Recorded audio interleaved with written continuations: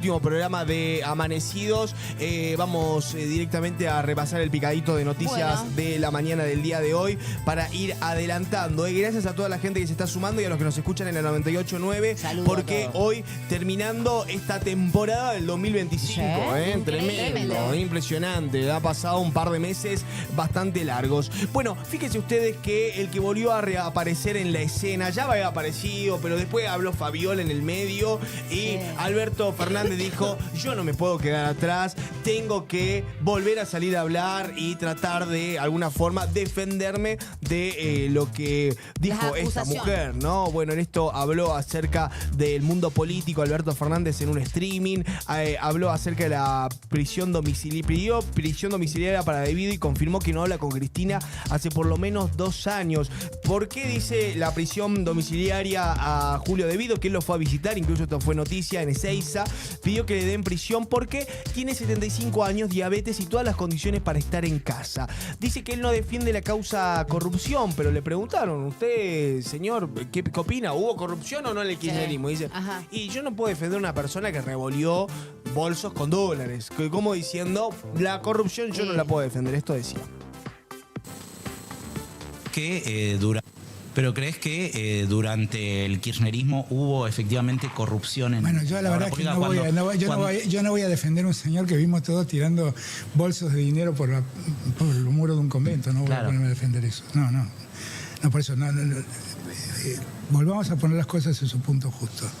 Bueno, de alguna forma dando a entender hubo corrupción, no se puede defender, lo indefendible, está lo que está. Bueno, le preguntaron acerca de Fabiola con respecto a un audio. Recuerden que en un momento se viralizó un audio, él bardeando a Fabiola Yáñez, un audio que se volvió muy viral en su momento por la violencia, cómo gritaba. El momento era un chiche Hellblum 2, más o menos, el señor Alberto Fernández, pero bueno, intentó explicarlo. Dice que sí, es real los audios, que en realidad estaba molesto porque le estaban pidiendo plata del Estado para una película.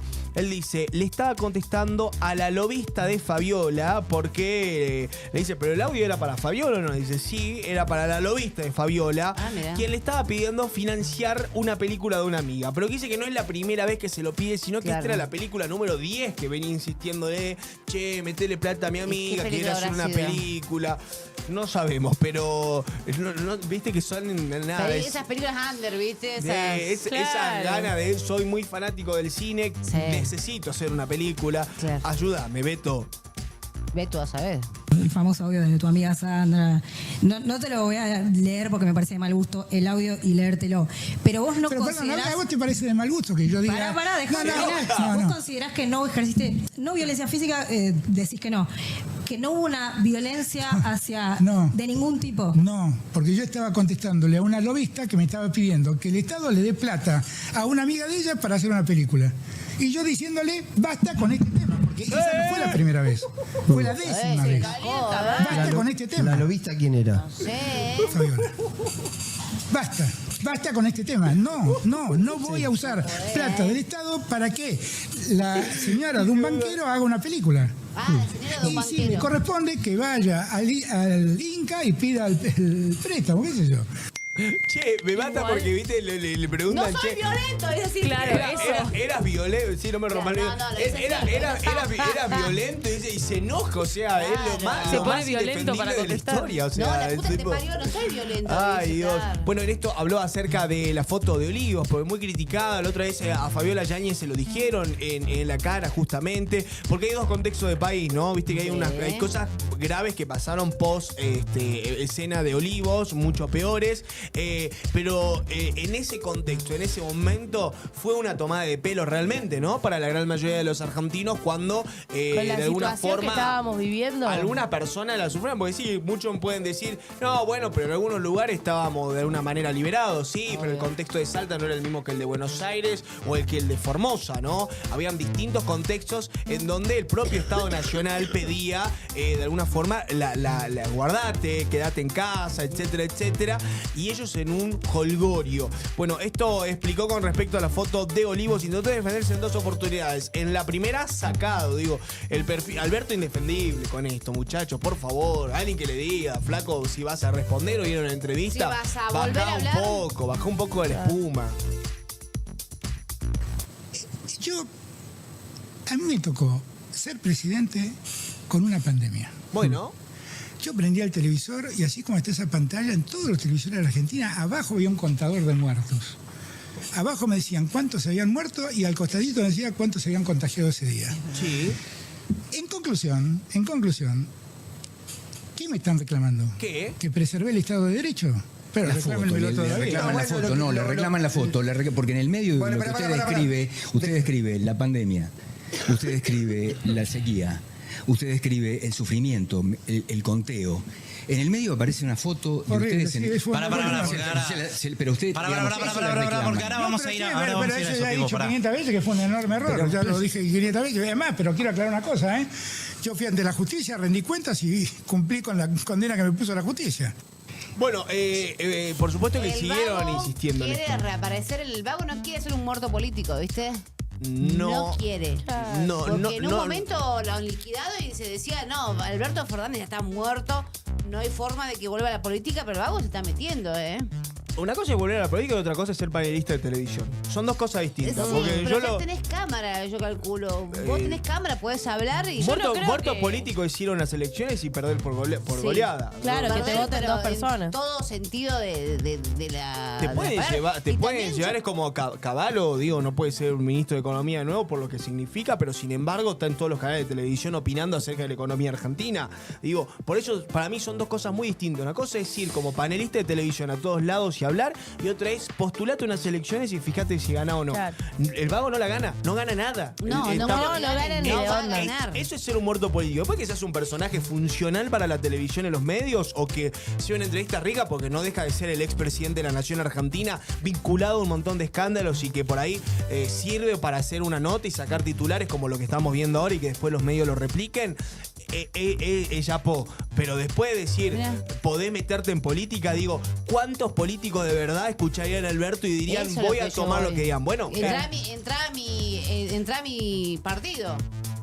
O te escucho y quiero saber algo de vos. Ninguno. Digo, ¿vos tomarías consejos de Alberto Fernández? Y bueno, es un muerto político. No, ni en pedo. Pero para mí el vago está queriendo reinstalarse y está queriendo... Seguramente quiere limpiar su buen nombre. Pero en esto vos tenés que tener algo en cuenta, Belu. Muchos dicen que es real. No hay muertos en política porque en algún momento la vida no sabe con qué prepararte, que de repente, pumba, volvés. Pero un Alberto Fernández con lo que significa, con lo que fue después, con lo que uno se entera después de lo que fue Casa Rosada adentro. Oye, el tipo se mandó una tras otra y la verdad es que no sé si tendrá incluso una buena imagen positiva. Bueno, él intentó seguir explicando acerca de la foto de Olivos y justificándose de este escándalo, ¿no? En plena pandemia que vivió la Argentina. ¿Cómo te vas a sacar esa foto? No, que fue un error. La verdadera razón, miren, primer punto, hay que entender cómo era el contexto de Olivos en ese momento. Bueno. O sea, Olivos era un gentío en ese momento, porque todo el gobierno trabajaba en Olivos. De hecho, yo venía de una reunión donde había más gente que ahí.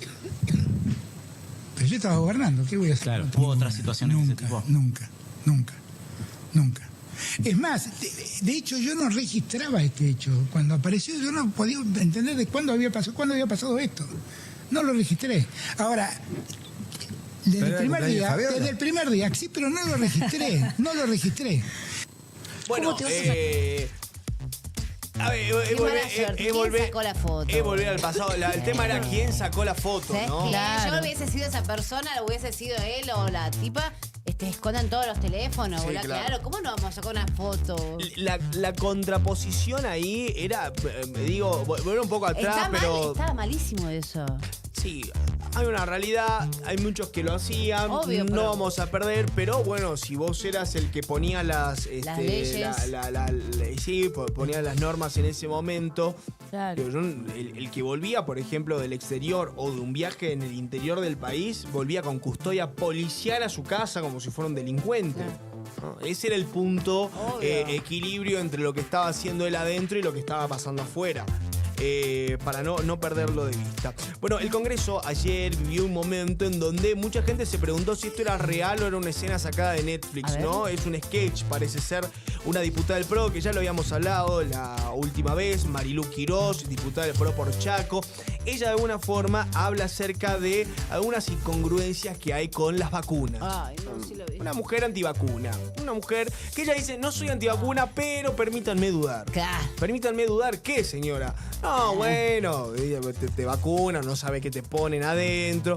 Entonces llama a una persona con estas teorías conspirativas que hay con respecto a, che, la vacuna genera un imán en la gente. ¿A vos te vacunaron? Sos un imán. Como una heladera. Entonces llevaron a un hombre sin remera al Congreso de la Nación, donde comprobaban en vivo que las cosas de los recuerditos del país Venecia, claro, pac se pegaba. Salta. Purmamarca, pac se pegaba. Miren. Uno de los efectos que causa estas vacunas, ¿sí? Y esto no es grasa en la piel, señoras y señores. No, pero se cayó, señor. No es grasa en la piel, se bañó, les juro por Dios. Está bañado. ¿Se pueden ir al centro del escenario, por favor? Así pueden todos revisar mejor. Esto pasó en el Congreso de la Nación Argentina, ¿eh? ¿De verdad? ¿De verdad? Esto le provocó la vacuna. A él no le sucedía esto. Y de esto no se habla. ¿Cómo sabía esto que se no le ríen pasaba? a veces. Y yo quisiera saber qué dicen acá los médicos del Ministerio de Salud. Previo a las vacunas, digo, ¿no? Nosotros le llamamos magnetización, pero no sabemos si realmente es una magnetización. Él es jardinero. A él no le pasaba esto. Claro, la tijera no se le pegaba. 2 dosis de AstraZeneca, 2 lotes diferentes, que bueno, lo iba a mostrar, pero... ¿Y trajiste el otro? Se le pegó un celular. Qué bueno para grabar para los influencers, ¿no? Juro. No te compras nunca más un soporte en tu vida. Esto se debe a los materiales que estamos encontrando adentro. Importante. ¿Está vivo el jardinero o no? ¿Puede trabajar el jardinero? Dejemos de joder. Bueno, esta movida la organizó Marilu Quiroz, una diputada del PRO por Chaco. Y en este caso, el encuentro estuvo del aval del presidente de la Cámara, Martín Menem. Estuvieron distintos expositores en donde, este análisis y teorías conspirativas con respecto a las vacunas, principalmente con el tema de las vacunas del coronavirus. Un problema muy grande con este discurso, que muchos pueden decir, sí, a ver, las teorías conspirativas siempre ganan. Para mí, como te diga, ¿vieron que en el dique hay ovnis y hay una teoría conspirativa? No, pero digo, para la gente es más fácil creerlo. Saquemos si la Tierra es plana. Pero yo te digo, ¿vieron que en el dique Cabra Corral hay ovnis que se meten en una base submarina? El 50-60% la cree. Bueno, eso tiene las teorías conspirativas. Si yo digo, che, las vacunas realmente cuando te la pusieron, yo si hoy discuto con alguien, seguramente me va a decir, no, pero a mí sí se me imantan las cosas, Ojo que a mí sí me está pasando eso de post vacuna.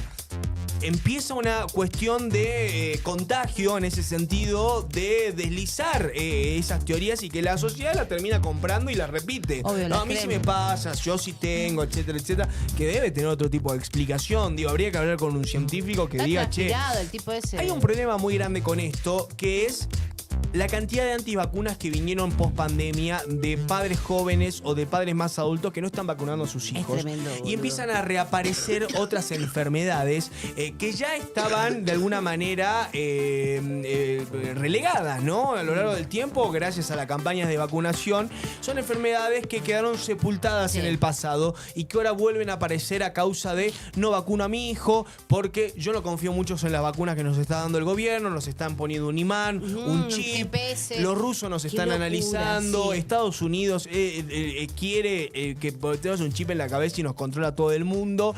Entonces, yo a mis hijos no los vacuno. El problema está en que el nene después va al jardín con esa nueva enfermedad, contagia a los compañeritos y todos terminan compañeritos que quizás los papás sí los querían vacunar y tener sanos. Bueno, mientras esto estaba pasando en el Congreso de la Nación, en la sala A, en la sala B habían diputados tratando de analizar cómo van a ser las campañas de vacunación, porque los números realmente en Argentina son preocupantes de la cantidad de gente que no se está vacunando o de padres que no están vacunando a sus hijos. En esa reunión estuvieron los ministros de salud provinciales, investigadores y legisladores, en donde el encuentro se llamaba Políticas Públicas basadas en evidencia para proteger la salud. El valor de las vacunas frente a la desinformación, en donde, claro, estuvieron viendo de qué manera nosotros lanzamos una campaña a la sociedad, que es más, si hoy ponen cualquier canal a nivel nacional, van a encontrar spots publicitarios del gobierno nacional, sí, pidiéndole a la gente, che, vayan y vacúnense. O sea, algo que parecía ya obvio, pero bueno, apareció una horda de gente que ya no, la vacuna no. Y pero está todo bien, no te vacunes. No te vacunes. No lo hagas. Ándate a la isla de los deseos en el dique, construite una casita y viví. Sí. Pero digo, el problema está en lo que nos pasa, a lo que compartimos con vos alrededor. Te subís a un bondi y de repente sarampión.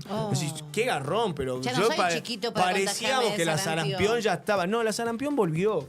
Y hay un montón de enfermedades que empiezan a volver a causa de, no, yo a mi hijo no lo vacuno porque le estamos metiendo un chip o quedan imantados. La viruela. Bueno, la viruela. No, hay un montón de enfermedades que bueno, ya parecían extintas, pero... Que ahora hay una alerta de sarampión en Salta, no sé si vieron, por un colectivo que vino desde Bolivia. Que una familia estuvo como por 7 provincias. Claro, pasó el colectivo de Bolivia hasta Mendoza, hasta Buenos Aires estuvo y pasaba a Uruguay. En Uruguay saltó la ficha porque ahí hubo una ola de contagios y dijeron, está bien, ¿de dónde viene el colectivo? Estaban implicados el colectivo de la empresa Quirquincho y Balut. Entonces dicen, che, está bien, acá están los enfermos, los uruguayos dicen, ¿de dónde viene el colectivo? ¿De dónde proviene? Y viene de Bolivia. ¿Por dónde tiene que pasar? Por Argentina. Avisémosle a los hermanos argentinos. De hecho, hay un bondi que tiene el sarampión que fue frenando en las provincias. Fíjense qué onda. Bueno, volvemos a lo mismo. Vacunas, muchachos, vacúnense. Dejemos de joder. Lo peor de todo es que la gente te cree. Yo escuché a una mujer grande decir, no, esas vacunas tienen chip que te lo mandan los de Rusia y Maduro. Es lo que te decía.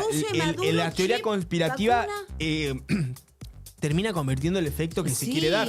Que la gente se lo termina comprando y terminamos en estos resultados. Bueno, por el otro lado, hablando en el plano internacional, Nicolás Maduro habló ayer y pidió alerta máxima con respecto a los vuelos que está teniendo la Fuerza Aérea de Estados Unidos, que incluso ya se instaló en Puerto Rico. República Dominicana le dio bases para poder instalarse en las últimas horas. O sea, la tensión alrededor de la frontera de Venezuela cada vez es más alta. Bueno, ayer habló el presidente Maduro, que incluso salió a recorrer las calles en auto para mostrarle a la sociedad de, che, no está pasando nada. Hay un laburo muy grande en distintos países, por ejemplo, Corea del Norte, que es uno de los países más herméticos del mundo, y ahora Venezuela también, en donde contratan influencers o equipos de editores digitales para mostrarle a la sociedad que adentro está todo bien, ¿no? Yo te contrato a vos, trata de hacer videos pro gobierno,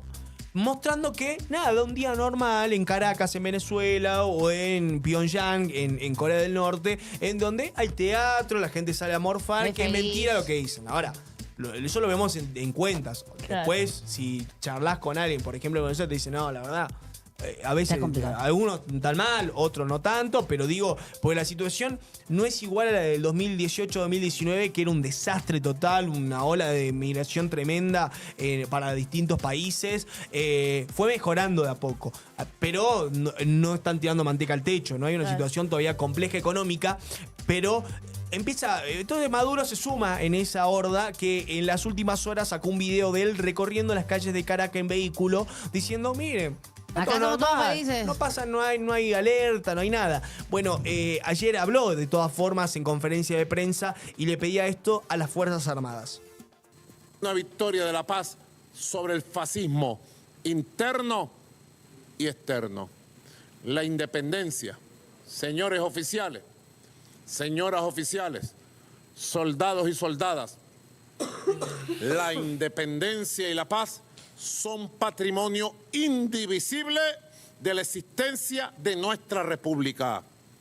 Por ahora y por siempre. Por eso hoy, ante este acto solemne de los 105 años de la fundación de la aviación militar, y los 33 años del nacimiento del carácter bolivariano de nuestra aviación militar bolivariana, les pido estar siempre imperturbables en su serenidad. Alertas, listos y dispuestos a defender nuestros derechos como nación, como patria libre y soberana. Y sé que jamás le fallarán a Venezuela. Bueno, incluso ayer hubo una demostración por parte del ejército. Él dijo que se iba, él se anotó en el ejército. Él ya se inscribió en el ejército de Venezuela. ¿Hay plata que le tienen que estar bajando a Michelo para que haga esas cosas? Si no, no entiendo su locura mental, digamos. Tiene un contacto muy particular con el gobierno. Incluso esta semana se estrenó la serie de Maduro, justamente, Nicolás se llama, en donde hicieron el avant premier con la presencia del presidente. Uno de los invitados de honor era Michelo, justamente en el cine. Es una serie que no está en ninguna plataforma de las que conocemos, ¿no? Solo en Venezuela. Seguramente se puede ver, pero... Viste como recién decía, ¿no? Como Corea del Norte. Vos ponías canales y hablan todo de Park Jin, no me acuerdo cómo se llama. Kim Jong-un. Kim Jong-un.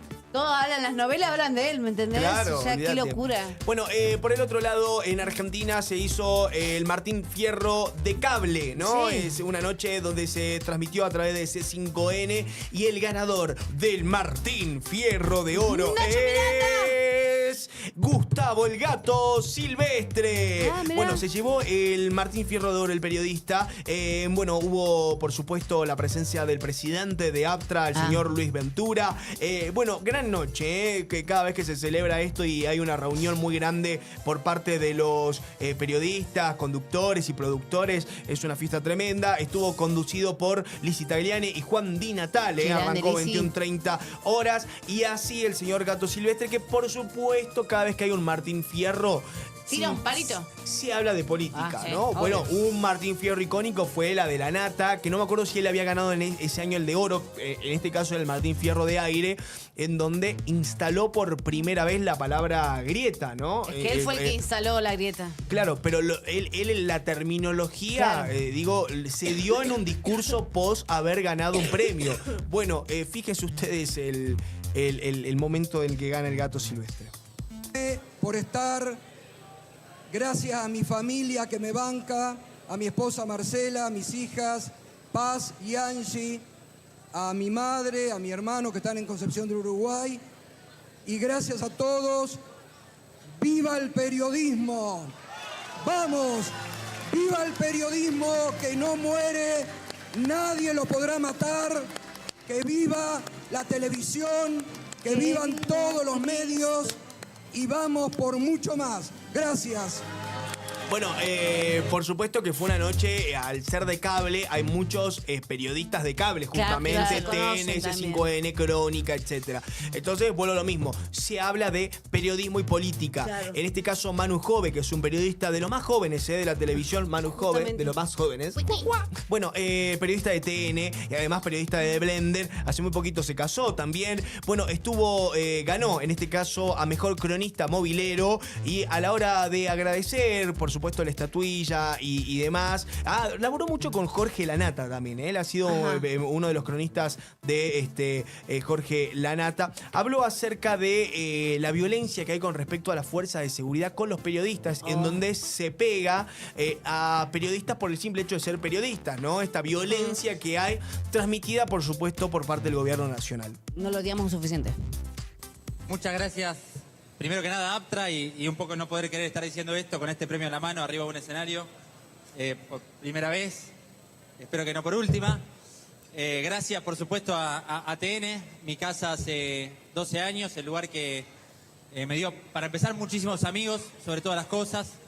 Me dio oportunidades increíbles como laburar con, no sé, Nelson Castro, por ejemplo, maestro de maestros, o Jorge Lanata.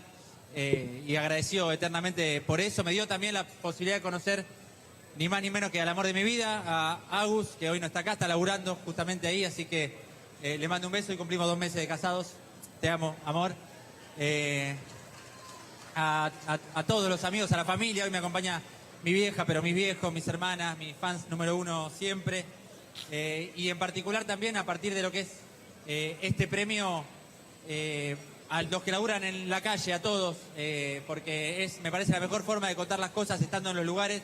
Está bastante demostrado. Los últimos años fueron un poco complejos para laburar en las calles, en particular en manifestaciones. Me parece que lo hemos visto todos. Por un lado, tenés la posibilidad siempre de que haya algún violento, algún sacado o algún boludo simplemente que insulta, que putea, que agrede, pero al mismo tiempo, y me parece todavía más grave, hay efectivos de la Fuerza de Seguridad que están cuanto menos cometiendo algunos excesos. Lo hemos visto todos, el caso de Pablo Grillo ni hablar. A Nico Munafoz, sin ir más lejos, le tiraron no hace mucho un tiro en el pie. Me parece que son cosas que deberíamos marcar y que hace que valga más el laburo en la calle. Eso es todo, un saludo. Bueno, por el otro lado, el que se sumó a este discurso es Rolando Graña, quien ganó como mejor programa de interés general semanal con su ciclo GPS que sale por A24, en donde habló justamente y rememoró la frase del presidente de no odiamos suficiente a los periodistas. Nosotros ya ganamos varios premios. A veces, a los que tuvimos la suerte de ganar este premio, tenemos que ser breves en los agradecimientos. Por supuesto, gracias Aptra. Por supuesto, gracias América, gracias al doctor Daniel Vila, que me soporta hace ya más de 20 años. Pero no podemos, los que tenemos la oportunidad de recibir este premio, dejar de marcar algunas cosas que han pasado en este país. El año 2024 fue el año en el que un presidente, por primera vez en los 40 años de democracia, dijo que había que odiar a los periodistas y que no se odiaba lo suficiente a los periodistas. Fue el año en el que también vimos, y recién estaba hablando Manu Jove, de cómo se le volvió a pegar a los periodistas en las manifestaciones deliberadamente. Y eso es nuestro laburo. Y nosotros estamos que no se calla la gente. Para marcar que seguimos haciendo nuestro laburo. No nos importa si nos odia un presidente. Gracias. Bueno, claro, hay un odio muy grande con la profesión que se empezó a replicar en muchos aspectos, ¿no? No tan solo a nivel nacional, sino después terminó siendo también a nivel provincial. Esta bronca que hay con los periodistas a causa de no poder criticar, ¿no? Uno entiende hablas que mal y ya. A veces uno puede entender que sí, hay periodistas que son más cizañeros que otro y vos decís, hay una opereta en contra, ¿no? Y vos decís, bueno, él lo ves y es obvio. Ahora, que eso se replique en todos lados y que uno no pueda dar una opinión o no pueda preguntar ciertas cosas y terminás teniendo la bronca o el odio de ese político, es como innecesario. Porque de eso se trata, ¿no? Obvio, el periodista, claro. de alguna forma se trata de eso, por ahí de preguntar, digo, a alguno te puede caer mejor o peor, pero digo, haciendo una pregunta no te puedes embolar y decir, no, bueno, estos son ensobrados, pauteros, y al fin y al cabo terminás contando algo real. Pero hay algo que, y esto es importante por ahí que lo sepan los políticos principalmente, que los periodistas pasa el tiempo y están. Claro. Hay peores momentos, yo creo que los últimos años, en cuanto al periodismo, la persecución que hay, principalmente hablamos de redes sociales, porque no hay que sacar el foco de si no te pasa en la calle, no pasa, ¿no? Claro, si vos en las redes sociales de repente tenés 40 haters bardeándote, amenazándote, si te cruzo te trompeo y un montón de cuestiones más y que todos responden a un partido político, de alguna forma te termina afectando, ¿no? En alguno de los 40 mensajes, alguno te resuena más que otro y decís, bueno, esa suerte de persecución por hablar mal o por criticar, ni siquiera es hablar mal, porque acá no hablamos acerca de no me gusta cómo se cortó el pelo y cada vez está peor o está más feo o está más fea, ¿no? La verdad que eso es un dato de color que no interesa. Sí. Pero por hacer una crítica o contar algo que realmente pasó, de repente tengas 40 personas bardeándote, digo, hace un poco complicada la cuestión. Porque a algunos se la pueden bancar más o menos, ¿no? El que no se la banca, ¿qué hace? La próxima no lo habla tanto, trata de hablarlo más por arriba. Y el que se la banca empieza a meterle más por ahí. O también andás con miedo en tu vida, ¿no? En la calle, si te amenazan. Pero no es, no son las formas, ¿no? No son realmente las formas, pero hay algo para destacar. Los periodistas pasan y los políticos no. Claro. Y además, el tiempo en la política pasa no rápido, pasa demasiado rápido.